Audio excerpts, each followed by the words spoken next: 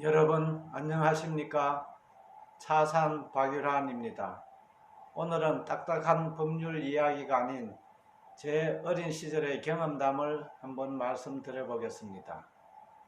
저는 주위의 친구나 친지로부터 우리 아들, 딸은 법조인이 될 수 있을까 하는 질문도 간혹 받습니다. 우리가 법조인이 되려고 하는 이유는 어디에 있을까요? 사회적인 지위가 좋다, 경제적으로 여유있는 생활을 할 수가 있다, 자유직업이니까 정년에 제한이 없다, 이런 등등의 이유를 많이 들기도 합니다. 물론 이와 같은 것도 주요한 원인이 될 수는 있겠습니다만 저는 무엇보다도 본인의 적성이 중요하다고 생각을 합니다. 법조인에 대하여는 편견이 있습니다. 주입식 교육을 받아서 율법 전서를 달달 외우고 시험에 능하다는 편견입니다. 그런데 사실 율법 전서는 외울 필요가 없습니다. 제가 사법시험을 볼 당시에도 율법 전서는 수험생 개개인에게 한 권씩 다 나라에서 나누어 주었다가 회수해 갔습니다. 그러므로 시험을 볼 때는 율법 전서는 언제든지 우리가 옆에서 펼쳐서 볼 수 있기 때문에 외울 필요가 없습니다. 또 지금은 여러가지 기술이 발달하여 금방금방 검색을 하여서 판례나 법률을 알 수 있기 때문에 외운다는 것은 의미가 없어졌습니다. 그러면 무엇이 중요할까요? 법률도 우리 인류가 수천 년간 발전시켜 온 제도입니다. 따라서 거기에는 나름대로의 과학적인 논리가 숨어 있기 때문에 우리는 그와 같은 법의 원리를 파악하여서 응용을 하고 또 미래 세계에 대비할 필요가 있습니다.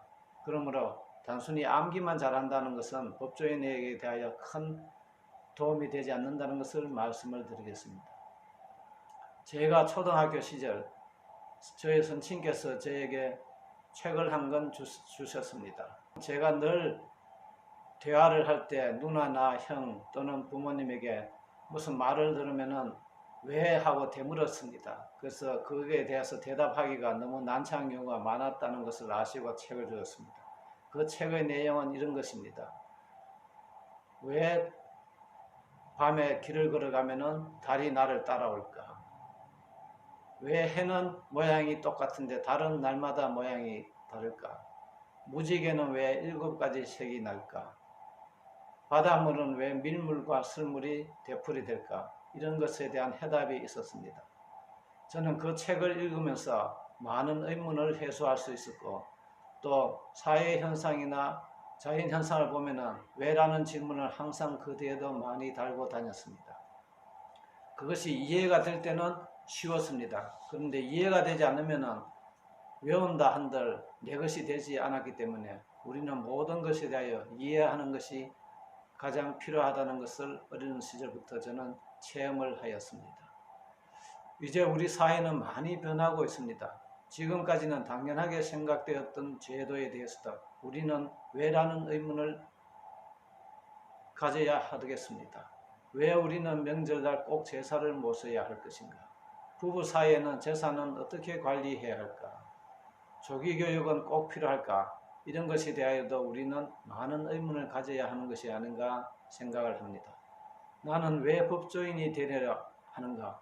이 질문에 대해서도 본인이 절실한 이유를 찾아야 하는 것이 아닌가 생각을 합니다. 단순히 부모님의 기대, 주위의 시선 등을 의식해서 선택할 문제는 아니라고 생각을 합니다. 또 지금 법조인의 길에 들어섰다 하더라도 30년 뒤에는 어떤 현상이 법조 사회에 닥칠지 아무도 알 수 없습니다. 그러므로 우리는 끊임없이 사회 변화에 대하여 관찰을 하고 스스로 거기에 적응하는 노력도 아끼지 않아야 할 것이라고 생각을 합니다. 감사합니다.